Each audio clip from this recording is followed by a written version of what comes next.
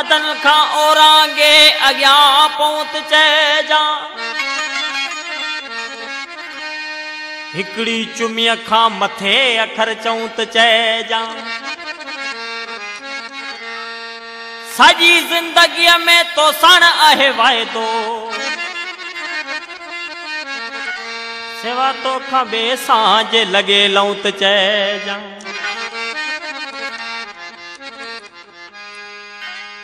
वाह सजन तोखे शाबस थई एडो जिद वधाई थो वाह सजन तोखे शाबस थई एडो जिद वधाई थो अण ठहंदियूं ॻाल्हियूं करे मोहत यार मञाई थो अण ठहंदियूं ॻाल्हियूं करे मोहत यार मञाई थो हूंदी ॻाल्हि जेका परे तो खनाए अजायो त तोखे वधियो वहम आहे मूंखे सुहिणा कूड़ो समझी पाण त सचो सॾाई थो वाह सजण तोखे शाबस थई एॾो ज़िद वधाई थो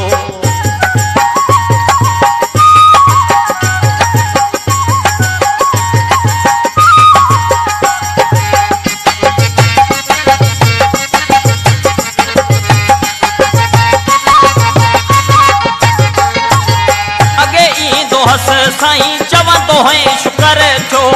आया अज त तुंहिंजी अख जो कटर थियो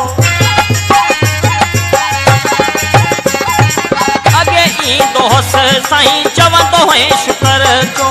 आया अज त तुंहिंजी अख जो कटर थियो खिली मुर्गी मिलण थोरियो खारी ॾाठ ॾेखारी थो वाह सजण तोखे शाबस थई एॾो ज़िद वधाई थो हूंदी ॻाल्हि जेका परे तो खनाए अजायो त तोखे वधियो वहम आहे मूंखे सुहिणा कूड़ो समझी पाण त सचो सॾाई थो वाह सजण तोखे शाबस थई एॾो ज़िद वधाई थो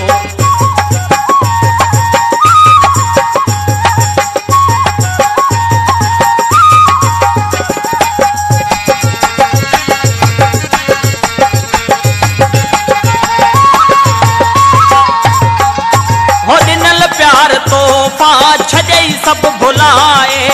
इंसाफ़ तूं कर ईअं कीअं जुगाए ॾिनल प्यार तोहफ़ा छॾई सभु भुलाए इंसाफ़ तूं कर ईअं कीअं जुगाए एॾो पावर एॾी कावड़ ज़रो कोन घटाई थो वाह सजण तोखे शाबस थई एॾो ज़िद वधाई थो हूंदी ॻाल्हि जेका परे तो खनाए अजायो त तोखे वधियो वहम आहे मूंखे सुहिणा कूड़ो समझी पाण त सचो सॾाई थो वाह सजण तोखे शाबस थई एॾो ज़िद वधाई थो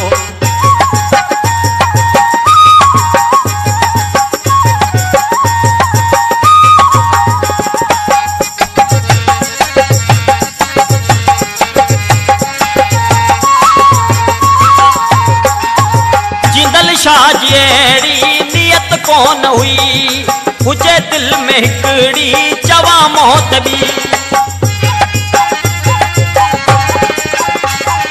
जिंदल शाह जी अहिड़ी नियत कोन हुई